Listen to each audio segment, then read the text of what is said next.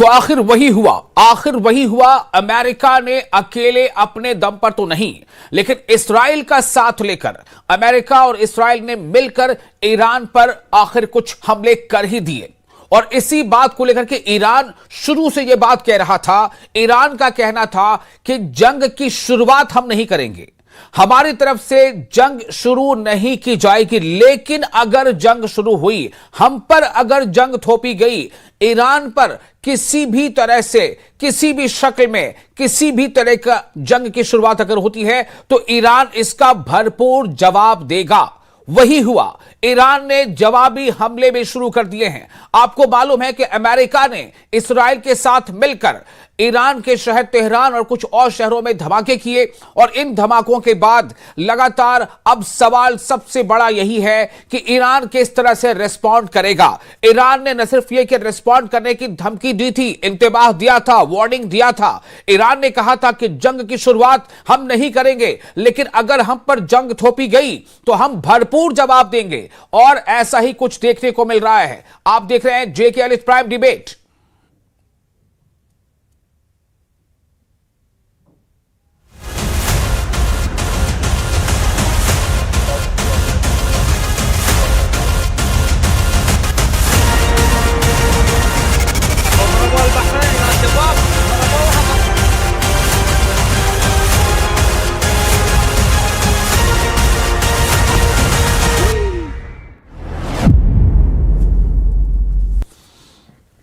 तो जंग शुरू, वॉर बिगिंस। अब सवाल सबसे बड़ा यही है कि वॉर आगे किस किस तरह के शक्ल अख्तियार करेगा। ईरान ने जितनी तैयारियां की थी, चाहे ईरान को जिस जिस भी देशों की मदद मिली थी, चाहे रशिया से, चाहे चाइना से मदद मिली, कितनी मिली, क्या मिली, वो सब अब पता चलेगा। अगर अमेरिका और इस्राइल अपने हमले लगातार जारी यूं ही रखते हैं तो ईरान किस तरह से हमले करेगा। ईरान ने सिर्फ कहा नहीं बल्कि करके दिखाया। ईरान ने मिडिल ईस्ट में यानी मध्य पूर्व में या मशरिक़ वस्ता में जितने भी अमेरिकी अड्डे हैं, उन तमाम अमेरिकी अड्डे पर, लगभग तमाम अड्डों पर ईरान ने अपने हमले शुरू किए। ईरान ने बहरीन पर हमला किया, ईरान ने रियाद पर हमला किया, ईरान ने यूएई में हमला किया, और खबर यह भी है कि उर्दन में भी हमला हुआ है ईरान का। साथ ही साथ ईरान ने जवाबी हमला इसराइल के भी कई इलाकों में किया है, खासतौर से शुमाली इसराइल में। लेकिन इसकी पूरी कहानी, पूरा सिलसिला समझते हैं। आपको मालूम है कि पिछले काफी दिनों से, हफ्तों से, महीनों से लगातार यह टसल चला आ रहा था, और लग रहा था कि अब न तब अमेरिका हमला कर देगा। लेकिन क्या अमेरिका वाकई ईरान पर अकेले हमले करने की हिम्मत जुटा नहीं पाया? क्या अमेरिका ने खुद को इसराइल के पीछे एक आड़ लेकर हमला करने की सोची, एक रणनीति बनाई? हमारे साथ कई मेहमान हैं, उनके हम तारुफ करा देते हैं। प्रोफेसर अजिताभ फॉरेन एक्सपर्ट है, वो हमारे साथ जुड़ चुके हैं। मौलाना असलम रिजवी हमारे साथ जुड़ चुके हैं, एक्सपर्ट ईरान अफेयर्स, आपका भी इस्तकबाल है। मोहम्मद अमीन हमारे साथ कुछ देर में शामिल होंगे, और डॉक्टर जाकिर हुसैन हमारे साथ जुड़ चुके हैं, फॉरेन एक्सपर्ट। आप तमाम लोगों का बहुत बहुत स्वागत है, इस्तकबाल है। डॉक्टर जाकिर, सबसे पहले आपके पास आना चाहूंगा, क्या स्थिति है, क्या पलटवार जो ईरान ने किया है और जो अमेरिका ने अकेले ना बल्कि इसराइल का आड़ लेके, इसराइल की मदद लेकर हमला किया, क्या इससे अमेरिका की किस तरह की पोजीशन समझ में आ रही है? देखिए, जो कुछ हुआ है वो ऑलरेडी नोन था। इसमें कोई, इस वार में कोई सरप्राइजेस नहीं हुई है जी। सभी पार्टीज अपने आप में प्रिपेयर्ड थी। अब ये था कि अमेरिका इनिशिएटिव ले कि इजराइल ले। अभी पिछले हफ्ते जो है ये हुआ था, इजराइल एक फॉल्स फ्लैग करेगा, अमेरिका के ऊपर अटैक करेगा, तब फिर अमेरिका उसको रिस्पॉन्ड करेगा। लेकिन नेतन्याहू साहब व्हाइट हाउस जाते हैं, और जब भी ये गए हैं तो कुछ बड़ा करके प्लान करके आते हैं, उसको एग्जीक्यूट करते। तभी मालूम हो गया था कि कुछ होने वाला अब है एक 2-3 रोज में जी। तो अमेरिका अब इजराइल जो है खुल के सामने आ गया कि अमेरिका आप ऐसे नहीं आएंगे तो ऐसे आएंगे, और उसने अटैक किया, और उसके रिस्पांस में अमेरिका ने अटैक किया। अब देखने वाली बात है, दुनिया देख रही थी कि अब ईरान क्या करेगा, इतना बड़ा अटैक हो गया है। तो ईरान ने फिर लोगों को भी जो है गलत साबित किया, और उसको अटैक किया उसने जी। और उन जगहों पे, सारी जगहों पे अटैक किया जहां पे ईरान ने कहा था कि हम अटैक करेंगे जी। सारे बेसिस पे अटैक किया। अब आप देखिए रेंज ऑफ जो अटैक्स हुए हैं, और उसको अमेरिकन डिफेंस सिस्टम रोक नहीं पाई है जी। खासकर जो बहरीन का नेवल, जो उनका जो नेवल बेस है जी, उस पे जो अटैक हुआ है, वो कहा जा रहा है कि पर्ल हार्बर के बाद दूसरा ये अमेरिका के ऊपर इस तरीके का नेवल बेस पे अटैक हुआ है जी। और जहां जहां पे आपने देखा है कि चाहे वो यूएई हो, चाहे कतर हो, चाहे कुवैत हो, चाहे सऊदी अरबिया हो, चाहे जॉर्डन हो, वहां सारे सक्सेसफुल अटैक किए हैं ईरान ने। और उसका रीजन क्या था कि इनके एयर बेस को डैमेज कर देना, ताकि फर्दर जो है वहां से कोई भी जहाज उड़ के इनके ऊपर अटैक ना कर पाए। अब इसमें कितना कामयाब ये हुए हैं अलग है। उसके बाद उन्होंने फिर ड्रोन को फॉलो अप किया और ड्रोन से जो है वो एक तबाही मचाई है। ठीक है तो डॉक्टर जाकिर मैं आता हूं आपके पास आता हूं थोड़ा। मैं पहले राउंड में बाकी लोगों से, प्रोफेसर जिताब, ये हमले किस क्या स्थिति दिखा रहे हैं? और जैसा डॉक्टर जाकिर कह रहे हैं कि ईरान ने बस उसको इंतजार था कि कहीं से कोई ऐसी अगर शुरुआत होती है, जैसा उसने कहा था कि हम हमले की शुरुआत नहीं करेंगे लेकिन जवाब देंगे जैसे ही हमले हम पर होंगे, तो ईरान ने फौरन उन तमाम बेसिस को निशाना बनाया। क्या ये ईरान की स्ट्रैटेजिकल स्ट्राइक है? और फिलहाल क्या देख रहे हैं आप इस जंग में? देखिए, ये बहुत ही दुर्भाग्यपूर्ण है पूरे आप कह लीजिए एशिया के लिए, विश्व के लिए और भारत के लिए खास करके। ऑफ कोर्स ईरान तो पहले से तैयार था, और अमेरिका और इजराइल की, जैसा डॉक्टर जाकिर ने बताया कि भाई उन लोग जब भी गए हैं नेतन्याहू वहां, अमेरिका तो कुछ न कुछ नई गुल खिला के आए हैं, और उसका परिणाम सामने दिख रहा है कि 7 देशों में ईरान ने अटैक किया है, जवाबी कार्रवाई की है और सफल होता दिख रहा है। इसमें ईरान ने अपनी एक जो मजबूत उसकी स्थिति है, चाहे वो मिसाइल के क्षेत्र में कहा जाए या ड्रोन के क्षेत्र में कहा जाए, उसने दिखाई है। लेकिन ये बहुत ही दुर्भाग्यपूर्ण है कि इससे खास करके जो महायुद्ध ये दिख रहा है, जिसमें 8, 9, 10 देश अब तक शामिल हो चुके हैं एक तरह से डायरेक्टली और इनडायरेक्टली, उसका खामियाजा अननेसेसरी बहुत सारे और आम लोगों को झेलना पड़ रहा है, और आगे और इसकी बढ़ने के खतरे हैं अगर ये वार कंटिन्यू होता है।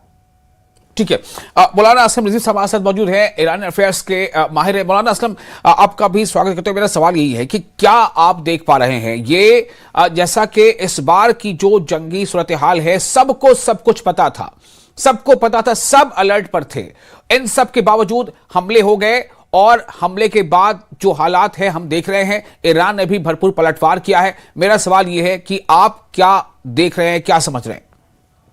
जी, बहुत बहुत शुक्रिया विशाल भाई आपका। जी, आपने इससे पहले एक प्रोग्राम में जो बात कही थी, आज वो मैं उसे सच होते हुए देख रहा हूं। आपने इससे पहले ये कहा था कि अगर ईरान पर हमला हुआ तो इसके जवाब में ईरान अमेरिका के जो बेसेस हैं खलीज फार्स में और इजराइल, उस पर हमला करेगा। तो आज हमने अपनी आंखों से ये देखा कि तकरीबन 7 मुल्कों पे ईरान ने हमला किया है, और इजराइल को ले लिए तो 8 हो जाएंगे। और ये हमला जैसा कि अभी हमारे पैनल में लोगों ने बताया, कामयाब हमला था जी। वो अमेरिका के जिसे अपने पैट्रियट के ऊपर गुरूर था, या वो इजराइल को जिसे वो आयरन डोम पर जिसे बहुत ज्यादा घमंड था, इन दोनों का घमंड एक अकेले मुल्क ने जो है चकनाचूर कर दिया। मैं एक बात और आपकी खिदमत में अर्ज कर दूं कि ये जो बेसिस अमेरिका के गल्फ कंट्रीज में हैं, ये अगरचे कतर में है, बहरीन में है जी, लेकिन असल में वो अमेरिका की तरह से हैं। यानी जैसे आप उस पर हमला नहीं कर रहे हैं, बहरीन पे हमला नहीं कर रहे हैं जी, बल्कि अमेरिका पे हमला कर रहे हैं जी।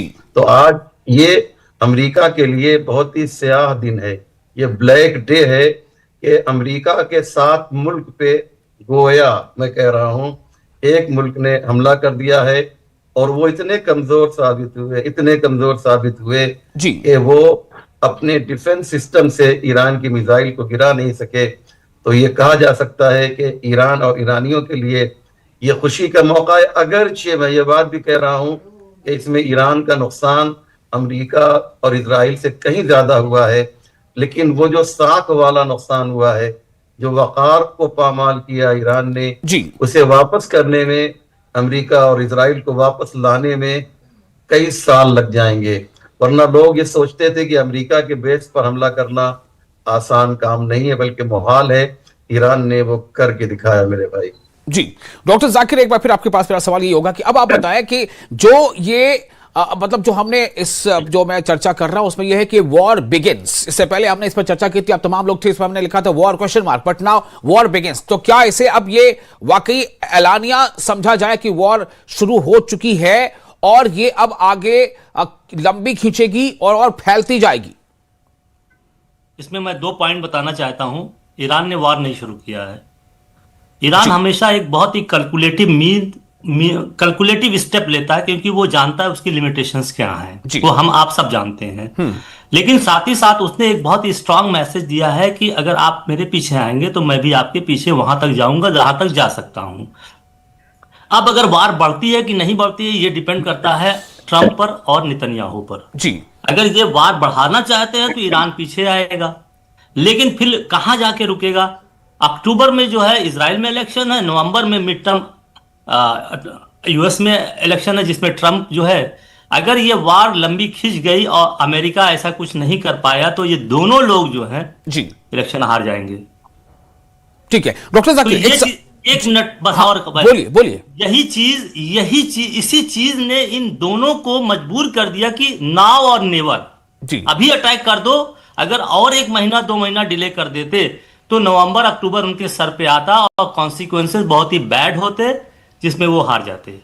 तो अब ये इनको जल्दी भी होगी कि 1 आध हफ्ते में 1.5 हफ्ते में ये वार कंक्लूड कर दिया जाए और एक निगोशिएटिंग टेबल पर आके बैठा जाए। ये मेरा अंदाजा है और ईरान इसके लिए वेट कर रहा है। ओके, तो प्रोफेसर अजीत, आप क्या आप भी यही देख पा रहे हैं? नेगोशिएशंस तो चल ही रहे थे, कई दौर की बातचीत हो चुकी थी मस्कत में, जेनेवा में, लेकिन नेगोशिएशंस के बिल्कुल बीच में ये हमला हो जाता है। अभी कुछ बहुत इंपॉर्टेंट दौरे हुए हैं एक मुल्क के राष्ट्राध्यक्ष का दूसरे मुल्क में, जैसे अभी जिक्र हुआ कि नेतन्याहू गए थे ट्रंप से मिलने, उसके बाद फिर इसराइल में भी अभी हाल ही में एक दौरा हुआ था। तो मेरा सवाल ये पैदा होता है, यहां पर सवाल ये है कि क्या आप देख पा रहे हैं ये एकदम कैलकुलेटेड है, एस्टिमेटेड है, या फिर ये बहुत लिंगर करेगा, क्योंकि अमेरिका नहीं चाहता शायद कि वॉर लंबी चले? देखिए, विश्व के कोई भी देश इसको नहीं चाहेंगे कि ये लिंगर करे।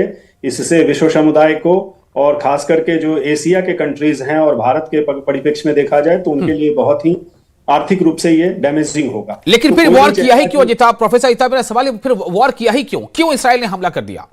देखिए, वो ऑब्वियस है, जो ट्रंप साहब ने खुद कहा है कि रेजिमे चेंज इनका सबसे मेन है, कि जो ईरान की वर्तमान जो सत्ता में जो हैं उनको हटाना ही मुख्य उद्देश्य है, क्योंकि बातचीत के कितने भी दौर हुए हैं उसके परिणाम ट्रंप के अनुसार पॉजिटिव नहीं आए हैं। तो रिजीम चेंज करना ही क्यों चाहते हैं? चेंज करना चाहते हैं क्योंकि वहां पे न्यूक्लियर के जो इशू हैं उनके, या मिसाइल के इशू हैं, या जो भी हाल फिलहाल जो वहां मूवमेंट हुआ, अमेरिका इससे पूरी तरह से नहीं है। और पिछले 57 लगभग 47 साल में आप देख लीजिए, रेजिमे चेंज के लिए कई बार कोशिशें हुई है। ऐसा नहीं है, जब से ईरानियन क्रांति के बाद से आप देखें तो कई बार ये कोशिश हुई। पिछले जून में भी अमेरिका ने अटैक किया और ईरान कभी झुकने वाला नहीं है। ईरान ने इसको साबित कर दिया और उस चीज को अमेरिका ने, खास करके ट्रंप ने, अपने पे ले ली है और झुकाने की पूरी कोशिश कर रहे हैं। जी, तो अजीत, प्रोफेसर अजीत, मेरा सवाल एक और यहां पर यह है कि ये तमाम चीजें चल रही हैं, इन सब के बीच ये कैसे मान लें कि जो अटैकर है, जो जंग की शुरुआत कर रहा है, जो धमकियां देता है, फिर तैयारी करता है, फिर मोबिलाइजेशन करता है, फिर अटैक भी करता है, फिर वो ये चाहता है कि जंग लंबी भी ना खींचे, क्यों?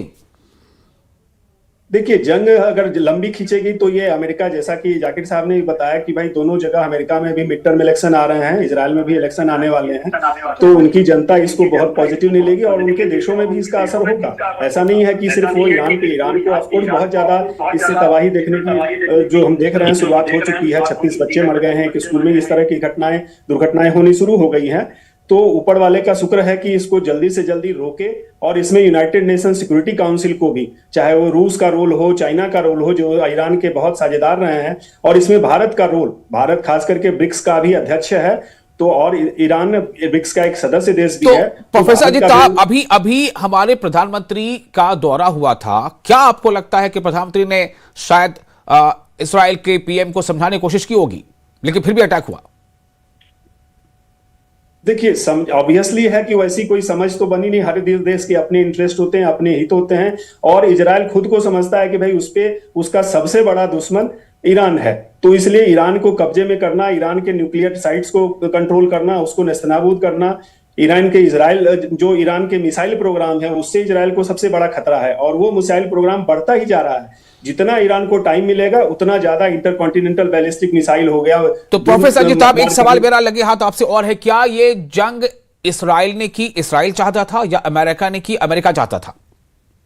देखिए, ये इजराइल और अमेरिका दोनों गठबंधन है, वो आप ऑब्वियस है कि दोनों मिलके ही ये कर रहे हैं, और उसमें दोनों एक दूसरे के पूरक हैं ईरान के अगेंस्ट में।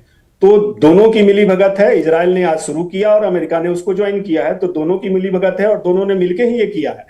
अमेरिका में कुछ फाइल्स की चर्चा बहुत ज्यादा है, क्या उन फाइलों का भी दबाव था डोनाल्ड ट्रंप पर?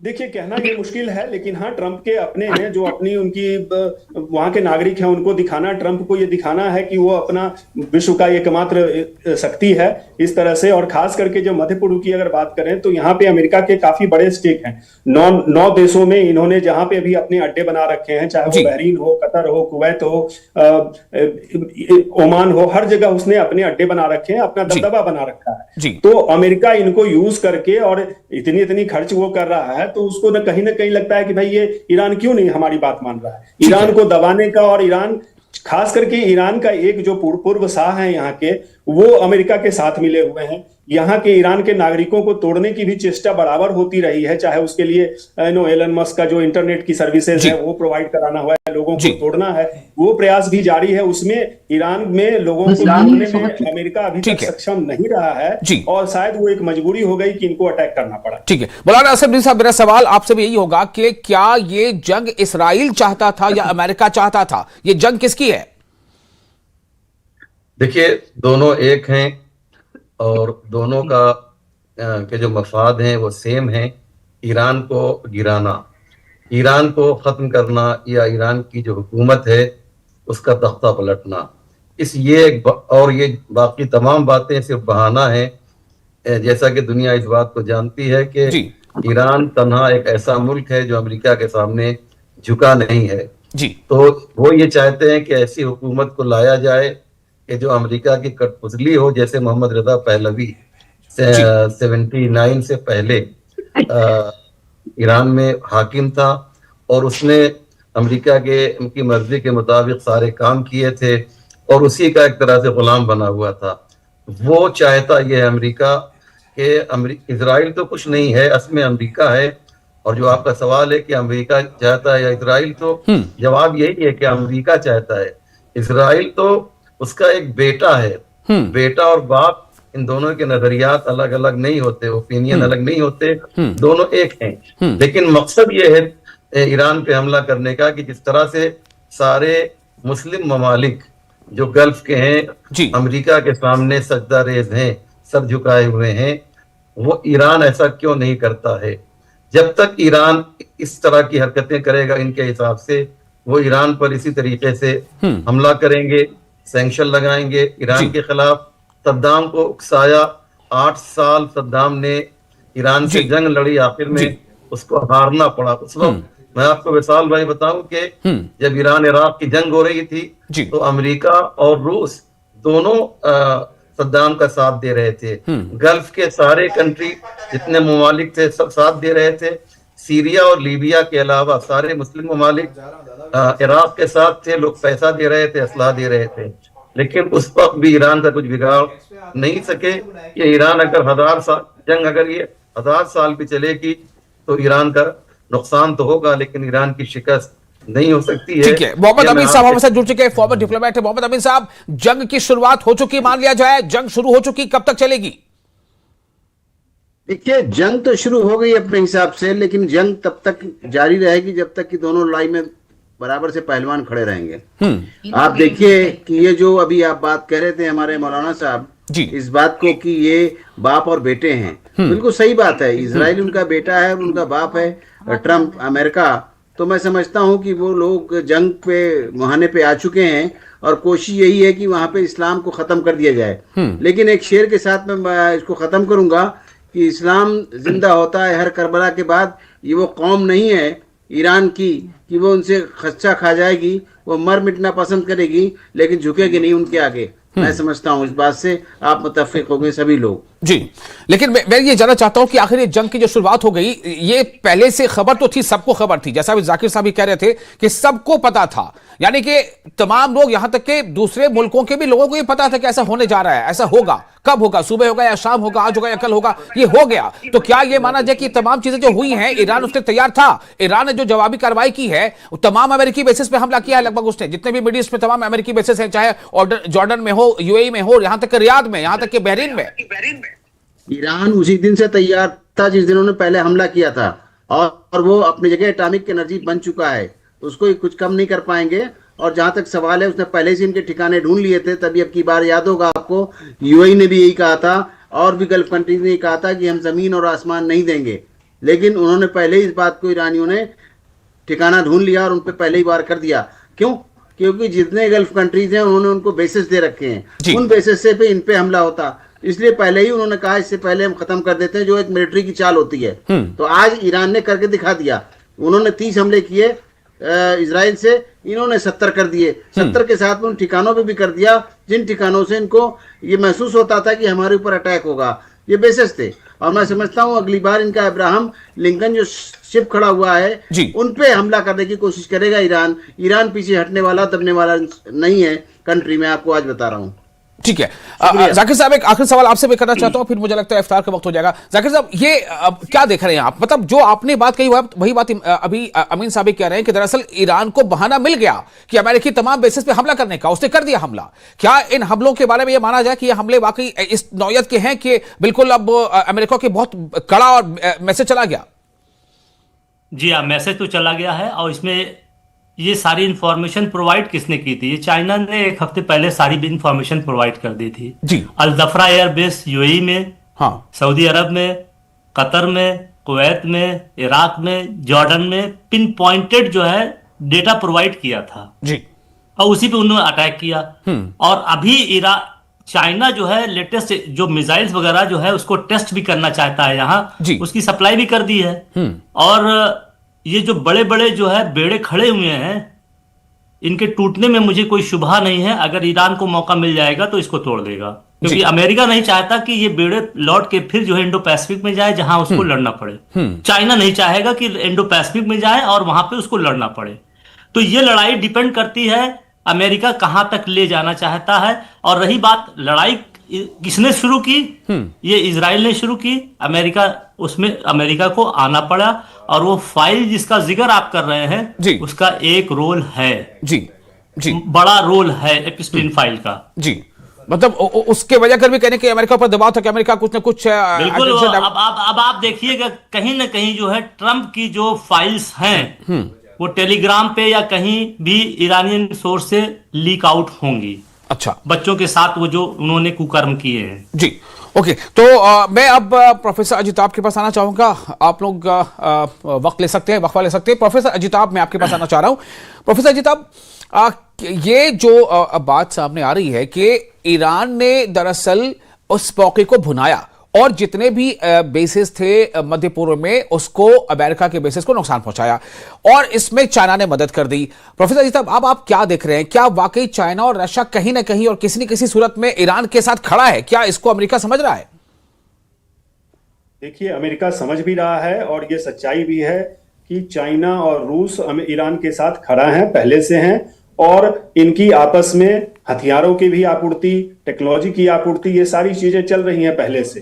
तो इसमें कोई संदेह नहीं है कि अमेरिका के अगेंस्ट में चाइना और रूस ईरान के साथ खड़े हैं। बट सामने आने की बात है, जब तक चीन और रूस ईरान के साथ प्रत्यक्ष रूप से नहीं आएंगे तब तक ये वार एक तरह से एक तरफा ही कहा जाएगा, क्योंकि अमेरिका की जो एक विश्व शक्ति का जो इसके पास है और खास करके इजराइल बगल में है। दुर्भाग्य यह है कि इसमें जो यहाँ के मोनार्कीज हैं, खास करके जो गल्फ के जितने भी स्टेट्स हैं, सारे मोनार्की हैं, राजशाही वाले हैं। ये सारे अमेरिका के संरक्षण में हैं और अमेरिका के दबाव में काम करते हैं। अब अभी सुनने में ये भी आ रहा है कि कतर ने फॉर एग्जांपल या बहरीन ने कहा है कि भाई हम भी आप अटैक करने की स्थिति में होंगे अगर ईरान कंटिन्यू करता है जी। तो अगर ये दो तरफा फिर चले जाएगी, अगर कतर से भी ऐसा हो गया या और, तो ईरान चारों तरफ से घिरने की इसकी खतरे की स्थिति होगी। तो बेहतर यही होगा कि ईरान यहाँ पे मिलजुल के और कोई बीच का रास्ता निकाले जो विश्व समुदाय के लिए भी और इनके लिए भी बेहतर हो। मैं आपसे जानना चाहता हूं कि डायलॉग का प्रोसेस चल रहा था डायलॉग के प्रोसेस के बाद, इससे पहले भी बात हो रही थी, जब इसका पहला जो 12-13 दिनों की 2025 की जो जंग थी, तब भी अमेरिका और ईरान के बीच बातचीत और ये सब तमाम चीजें चल रही थी, मतलब बात होंगी, ये हो जाएगा। और इसी बातचीत के दरमियान अमेरिका ने अटैक कर दिया था, जो बस्टर बम गिराए थे, बंकर बस्टर बम। और एक बार फिर यही चीज देखने में आ रही है। बातचीत अभी चल रही है, जिनेवा में भी तौर की बात हो चुकी है, आगे भी बातचीत हो सकती है कि होगी, लेकिन ये इसी बीच ये अटैक हो जाता है। ये जल्दबाजी किसे है? इसराइल को है, अमेरिका को है? और क्यों जल्दबाजी है? कौन, क्या ऐसी चीजें जो हाथ से चली जाएगी? क्या ऐसी चीजें जिसका दबाव है?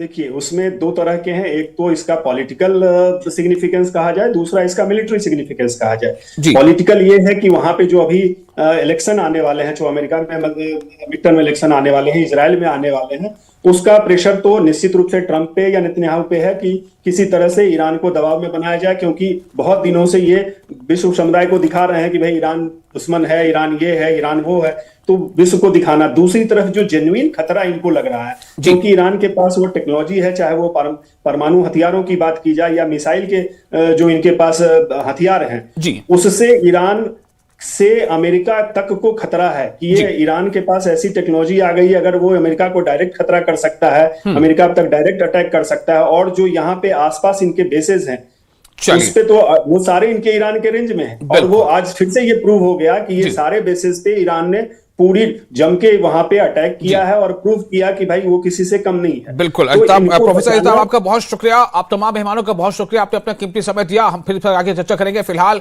वॉर बिगिंस, जंग शुरू हो चुकी है, आगे क्या क्या मोड़ आते हैं उसके साथ हम लगातार अपडेट करते रहेंगे। आप बने रहें न्यूज़ 18 JKLH के साथ। हमें दें इजाजत।